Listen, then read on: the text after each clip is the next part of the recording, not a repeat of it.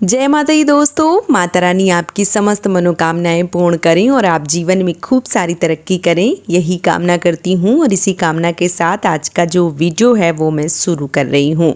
दोस्तों, आज के वीडियो में मैं बात करने वाली हूँ नवरात्रि में जो लोग 9 दिन व्रत करते हैं उन लोगों को जो भोजन है वो कब करना चाहिए, या यूँ कहूँ कि नवरात्रि में उनको व्रत का जो पारण है वो कब करना चाहिए, किस दिन करना चाहिए, चौकी कब हटाना चाहिए, संपूर्ण जानकारी इस वीडियो में आप सबके साथ शेयर करूंगी।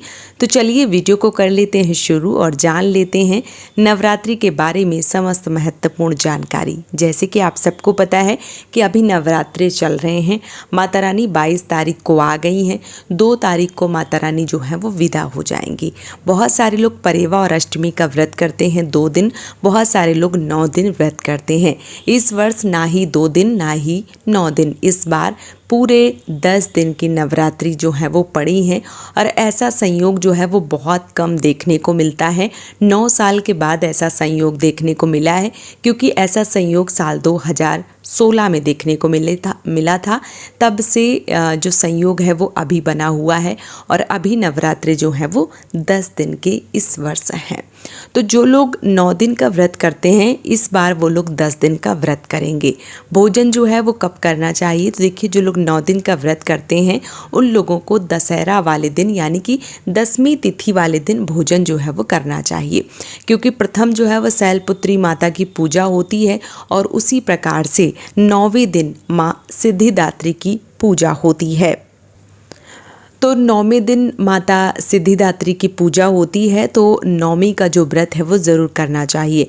कुछ लोग सिर्फ 8 दिन का व्रत रखते हैं, फिर 9वीं वाले दिन वो 9वीं पूजा करने के बाद में भोजन इत्यादि जो है वो कर लेते हैं।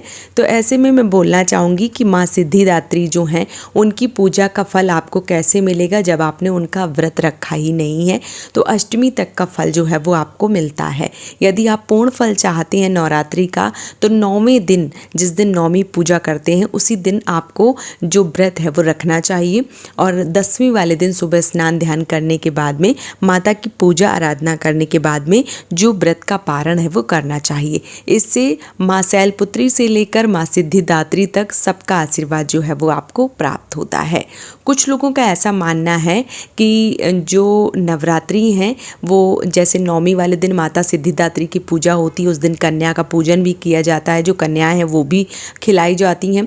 माता रानी को भोग प्रसाद के रूप में हलवा पूड़ी, चना पूड़ी और खीर पूड़ी का भोग जो है वो लगता है।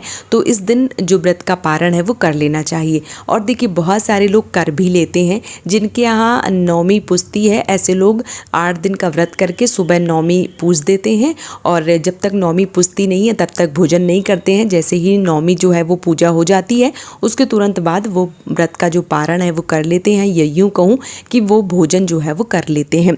तो बहुत सारे लोग ये भी कहते हैं कि जैसे मान लीजिए कि माता रानी ने भोजन कर लिया, उनको हमने हलवा पूड़ी, खीर पूड़ी या चने पूड़ी का प्रसाद जो है वो लगा दिया है, तो जब माता ने भोजन कर लिया है तो फिर मुझे करने में क्या है। तो यदि आप शुरू से ऐसा करते चले आ रहे हैं तो वो आपकी अपनी राय है या आप की अपनी मर्जी है, और आपके यहाँ ऐसा होता है तो आप कर सकते हैं।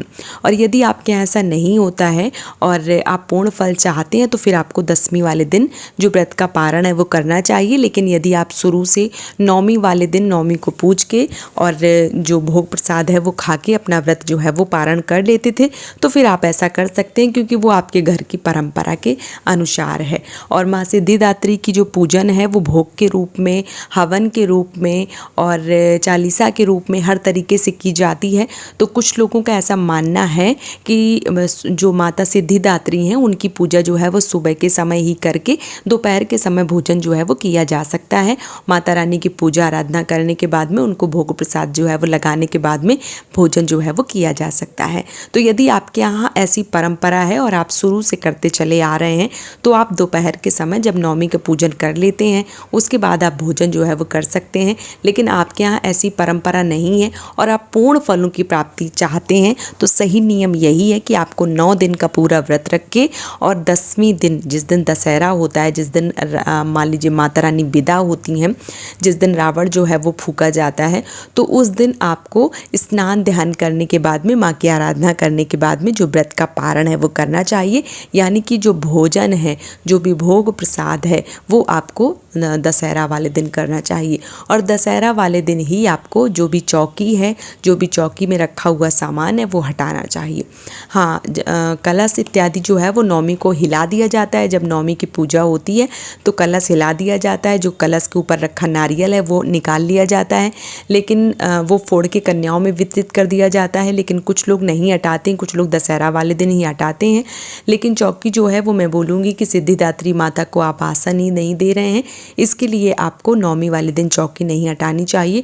आप दशहरा वाले दिन ही जो भी आपने नवग्रह बनाए हैं, माता रानी की आराधना की है और जो आपने मान लीजिए कलश की स्थापना की है, आपने दीपक कलश की स्थापना की है या आपने अखंड ज्योति जलाई है, आपने जो भी किया है वो आप दशहरा वाले दिन कीजिए।